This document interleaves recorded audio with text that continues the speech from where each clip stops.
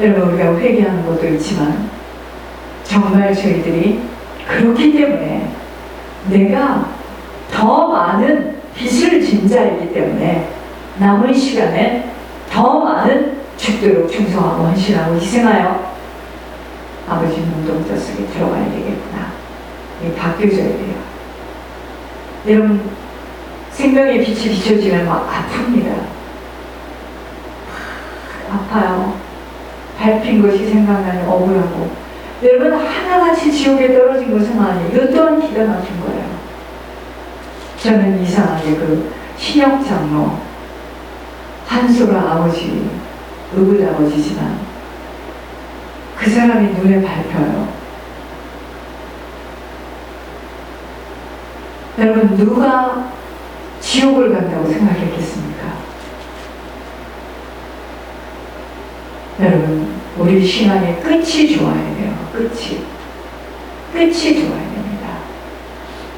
그러기 위해서 하나님께서 저희들에게 지금 뭘 주신다? 기회를 주고 계시는 거예요. 돌이킬 수 있는 기회를 주셔요. 마귀의 관계가 뭔지 아십니까? 경건의 모양을 가지고 그것이 힘인 것처럼 사람들에게 인정을 받고 많은 자들이 가는 그 길이 진리의 길인 것처럼 기가 막힌 거예요. 예전에 한 목사님이 저한테 이런 이야기를 했습니다. 목사님, 굉장히 아버지, 외삼촌, 작은아버지 다 목사님이고 지금 우리 동기인데 너무너무 떠오르는 별입니다. 그런데 이 사람이 자기 친구를 위하여 수년 동안 기도하고 그날 친구에게 가서 복음을 전하고 오다가 교통사고로 죽었습니다. 그래서 난리가 났습니다. 지금 죽었습니다. 지옥에 가 있습니다. 이걸 어떻게 목사님 해석할 수 있겠습니까? 제 입에서 나오는 말입니다. 당연하죠. 복음을 열심히 증거했고 충성된 자로 살았기 때문에 천국 가는 거 아니었는데요. 많은 사람들은 그가 오랜 친구를 위하여 기도하고 복음을 담대하게 전하고 오다가 교통사고가 났습니다. 당연히 천국을 갔다고 생각하는데 그 목사님께 기도를 해보니 지옥으로 떨어졌네요. 목사님, 이거는 차세대의 주자로 설 수 있는 사람입니다. 당연하죠. 나를 버리지 못하고 나를 부인하지 못하고 무엇을 했기 때문에 천국 가는 게 아니었어요. 주여 주여 하는 자마다 천국에 갈 줄 없다고 했어요. 하나님의 뜻대로 행하는 자예요. 하나님의 뜻이 뭘까요? 나를 버리고 나를 부인하고 모든 것을 하나님께만 영광을 돌리고 내 의는 버려져야 되는데 아직도 우리 교회를 보면 그 의 때문에 그 헌신하는 자들이 그 의 때문에 그 의 자신의 그 의로 나오는 소리들을 이렇게 들어보면서요 애석하다. 저 의 결국은 내 의 때문에 끌려가는 것이 지옥이에요. 그게 마귀의 관계입니다. 그래서 평안의 복음의 신발을 신지 않으면 아니 되는 거예요. 왜냐하면 이 복음의 신발을 천국문 들어가는 그 시간까지 신고 달려가야 되기 때문이에요. 하나님이 예비하시고 준비하신 그 평안의 복음의 신발을 신어야 되는데 우리가 때로는 신앙생활을 할 때 좋은 일 만나요. 그런데 사람들은 어떻게 생각하냐? 난 너무 좋았어. 난 다 인정받고 나는 잘하고 있어. 그게 지금 마귀의 관계에 잡힌 겁니다. 그렇지 않거든요. 이 신앙의 여정의 길에 내가 원치 않는 일도 만날 수 있고 억울한 일도 만날 수 있고 오해를 받을 수도 있고 내가 나에게는 그런 일이 절대로 오지 않아야 되는 일도 만날 수가 있는데 어떻게 이 복음을 포기하지 않고 끝까지 신앙의 여정의 길을 달릴 수 있는가? 철저하게 버려야 돼요. 나를 버리지 못하는 자들은, 나를 버리지 못하는 게 뭐냐? 내 생각을 버리지 못하는 것은 묶임이에요. 그래서 내 생각이 꽉 잡혀 있는 거예요. 하나님이 하시는 말씀도 내 생각으로 이해가 안 되어지면 몸부림하십니다. 여러분, 이 길은 내가 이해돼서 갈 수 있는 길이 아니고 알았다고 갈 수 있는 길이 아니에요. 오해를 하시지 마시기 바랍니다. 이 길은 보이지 않는 것을 보는 것처럼 믿고 바라며 가는 길이에요. 안 보여요. 안 느껴져요. 때로는 앞이 깜깜합니다. 이 길은 믿음으로 가는 길이에요. 내가 믿음으로 순종하는 만큼 열려지는 길이기 때문에 내 머릿속으로 아무리 이해가 된다 안 된다 아무리 몸부림쳐마자 흑암이 나를 잡고 놓아주지 않습니다. 내 생각을 철저하게 버려야 돼요. 생각이 깨박살나야 됩니다. 그러면서 주의 법을 사랑하지 못하면 못 가요.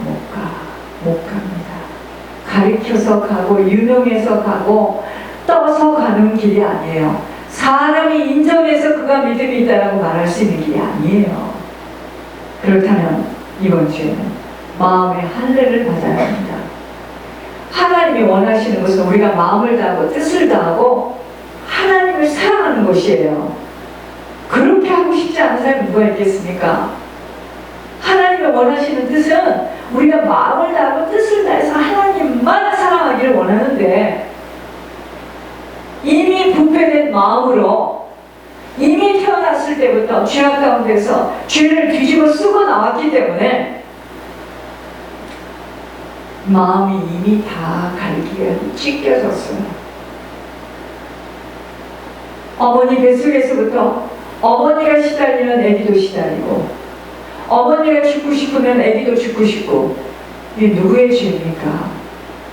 그 핏덩어리가 태어나서 어머니가 자살하고 싶은 충동이 있기 때문에 이 아이 속에 이미 자살의 기운을 갖고 태어나는 거 이게 누구의 죄입니까? 그 아이한테 옷을 입혀주고 애지중지 키웠다. 좋습니다. 그러나 그 아이 속에 어머니와 같은 자살하고픈 충동에 그 씨앗이 뿌려진 것을 누가 알았었겠는가 아닙니다. 우리가 마음의 할례를 받아야지만 주님이 원하시는 마음을 다하고 뜻을 다해서 하나님을 사랑할 수 있지. 아무리 내가 마음을 다하고 뜻을 다하고 주님을 사랑하고 싶어도 세상 것이 길들여진 것만큼 세상 것이 더 좋고 세상 것이 더 잘 들리는데 어떡하겠느냐 이 말입니다. 그렇다면 할례의 뜻을 바로 알아야 하겠습니다.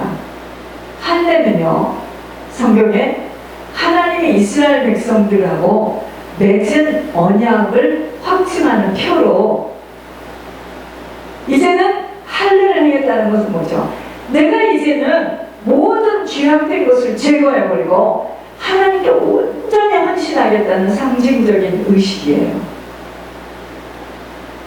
창세기 17장 11절에 너희는 표피를 베어라. 이것이 나와 너희와 너희 후손 사이에 지킬 내 언약이니라. 할례는요, 하나님이 아브라함과 언약을 맺으시면서 요구하신 언약의 징표였습니다. 하나님은 아브람이라는 이름을 아브라함이라고 바꿔주시면서 그의 정체성까지 바꿔주셨어요. 새로운 정체성으로. 그러니까 우리들이 지금 옛날 이름을 가지고 있지 않는 게 뭐냐? 그 이름을 가지고 있는 그 이름이 너무너무 우상이 잡고 있는, 귀신이 잡고 있는 어떤 이름은요, 늘 슬퍼서 울고 다니는 이름. 부르기에는 너무 예쁜데 사실은 그 이름의 뜻은 기가 막힌 이름이에요. 저 같은 이름이에요. 늘 공격당하고 잘해주고 배반당하고 등에다 칼을 꽂고 외로운 이름. 하나님께서 새로운 이름을 우리에게 지어주시면서 새로운 인생의 정체성으로 바꿔주신 거예요. 그가 이제부터는 아브람일 때는 한 족장의 아버지였지만 아브라함으로 바꿔주시면서 열국의 아버지라는 것이었어요.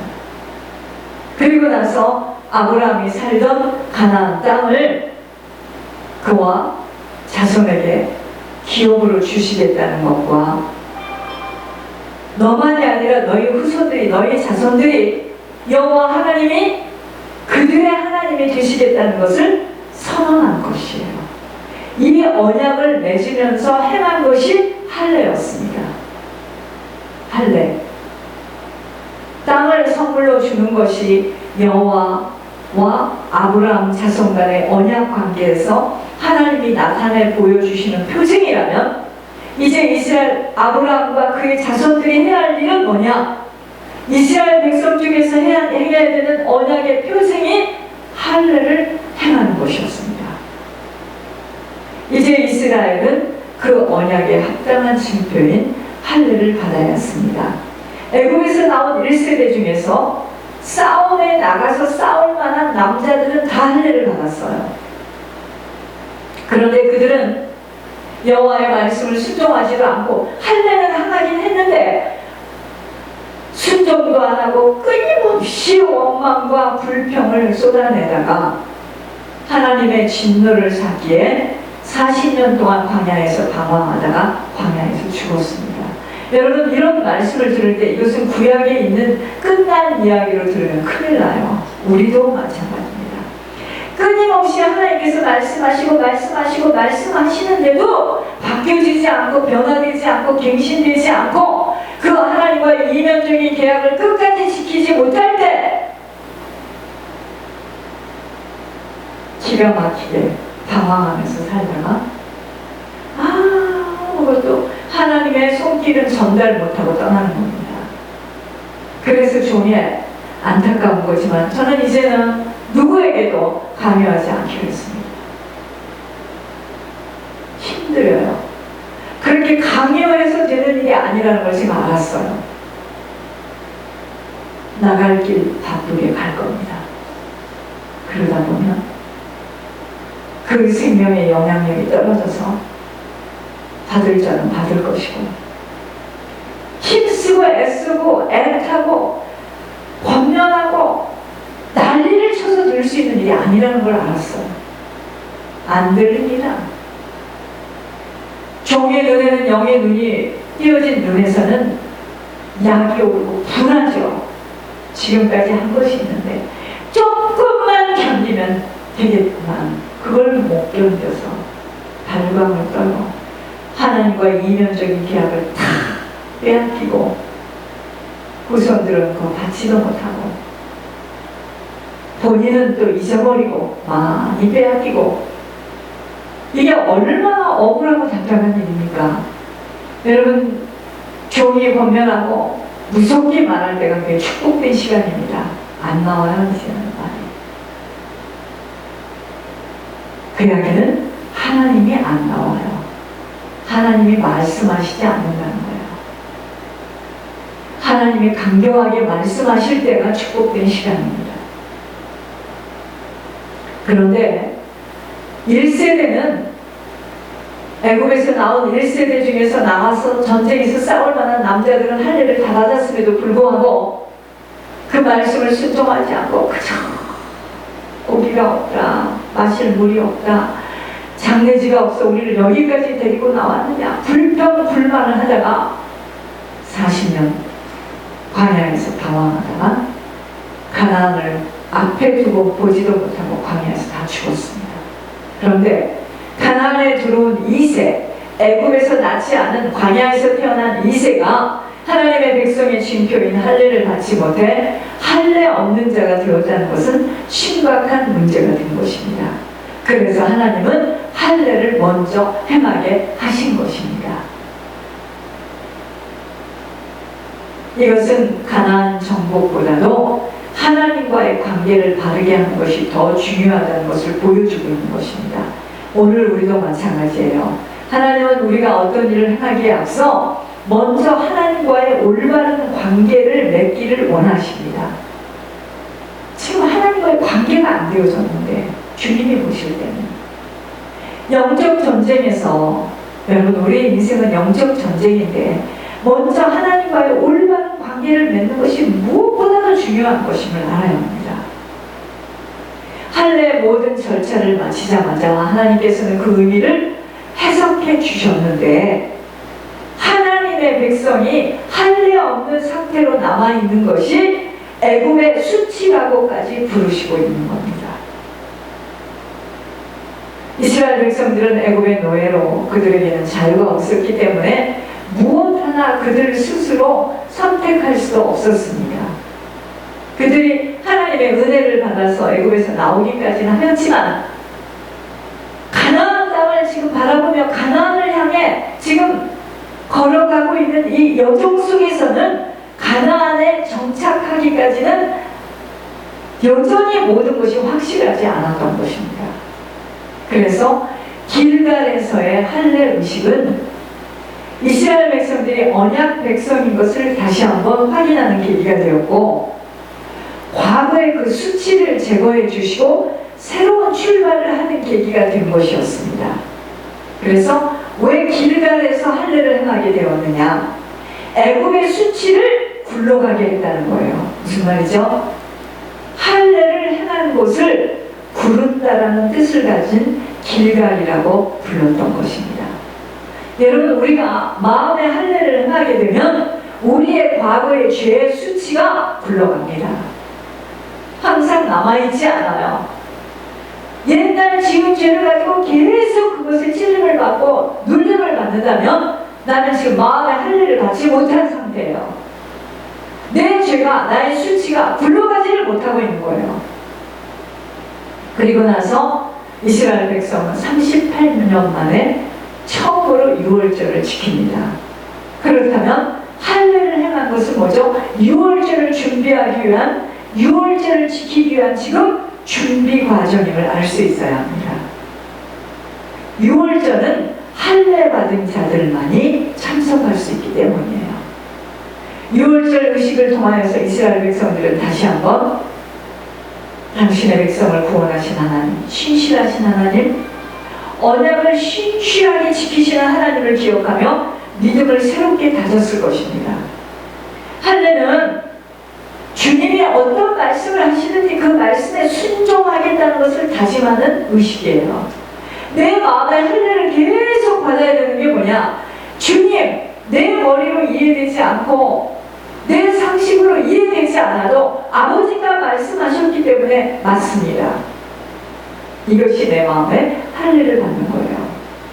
할례를 받았다고 끝나는 것이 아니라는 거예요. 육신적인 할례, 표피를 자르는 것으로 끝난 것이 아니라 중요한 것은 할례 행위 자체가 아닌 그 정신이에요. 할례의 정신. 할례는 뭔지 아십니까? 소유의 표시입니다. 할례를 받았다는 것은 이제 주님이 내 것이다, 이 말이에요. 하나님의 것이라는 것입니다. 할례 받은 백성은. 그런데 육신의 할례는 행하면서 표피는 계속 자르지만 그 중심 가운데 하나님을 사랑하지 않고 하나님의 뜻과 상관없는 삶을 산다면 할례 자체는 아무런 의미가 없는 것이에요.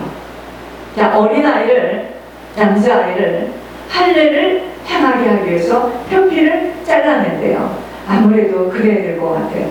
글쎄, 그게 나쁘지 않은데 그것으로 끝나는 것이 아니에요. 이 어린아이나 이 어린아이를 가진 부모가 그 마음의 자세가 어떻게 생겼느냐 이거예요. 이 아이는 하나님의 것이고 우리 가정에 보내주신 하늘의 기업이기 때문에 여호와를 경외하며 여호와의 법대로 이 아이를 키우겠다. 하나님 용서해 주세요. 그게 지금 할례를 행하는 자체보다 중요한 내 마음 정신인데, 사람들은 자기들이 하고 있는 그 행위를 했기 때문에 나와 하나님하고 맞다고 생각하는 거예요. 이게 종교와 복음의 차이입니다. 내가 목회를 했기 때문에, 내가 11조 생활을 했기 때문에, 내가 새벽을 깨웠기 때문에, 내가 성경을 이렇게 읽었기 때문에, 내가 수십 년 사역을 했기 때문에, 내가 아버지께 이렇게 드렸기 때문에 행위에 잡혀있는 거예요. 하지 말라는 것이 아니고, 내가 그런 일을 하는 행위 이전에 내 정신 상태, 마음 자세가 중요한 거죠. 내가 지금 아버지의 것을 아버지께 드리는가?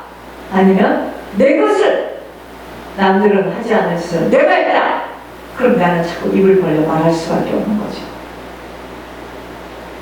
뭐 때문에 그런 이야기를 합니까? 일단 기운이 없어서도 무슨 말을 다 못하는 것도 하나님의 놀라운 축복이에요. 육신의 할례는 새 언약 안에서 이루어질 마음의 할례를 예표하는 그림자일 뿐이에요. 에레미야 4장 4절에 유다인과 예루살렘 주민들아 너희는 스스로 할례를 행하여 너희 마음 가죽을 베고 나 여호와께 속하라. 그리하지 아니하면 너희 악행으로 말미암아 나의 분노가 불같이 일어나 사르리니 그것을 끌 자가 없으리라. 로마서 2장 29절에 오직 이면적 유대인이 유대인이며 할례는 마음에 할지니 영에 있고 율법 조문에 있지 아니한 것이라. 그 칭찬이 사람에서가 아니요 다만 하나님에게서니라. 하나님에게서니라. 결국 할례의 본질은요, 회개하고 돌아오는 이스라엘 백성들에게 하나님께서 새 영을 부어주시고 새 마음을 심어주신다는 것이에요. 이게 할례입니다. 우리가 마음의 할례를 받아야 되는 것이 뭐냐면, 정말 하나님 나는 빚진 자이며 나는 지옥 갈 자이며 나는 소망이 없는 자였는데 그런 나와 같은 인생을 하나님께서 택해 주시고 보혈의 피를 흘려주셔서 주님을 부를 수 있는 길로 불러주신 아버지. 부모에게 받은 영이 아니요 부모에게 받은 마음이 아니라 아버지에게서 아버지의 영을 좀 부어주시고 아버지의 마음과 아버지의 정신을 저에게 좀 온전히 감싸 주시옵소서. 이게 하나님입니다. 또 새 영을 너희 속에 두고 새 마음을 너희에게 주되 너희 육신에서 굳은 마음을 제거해 주고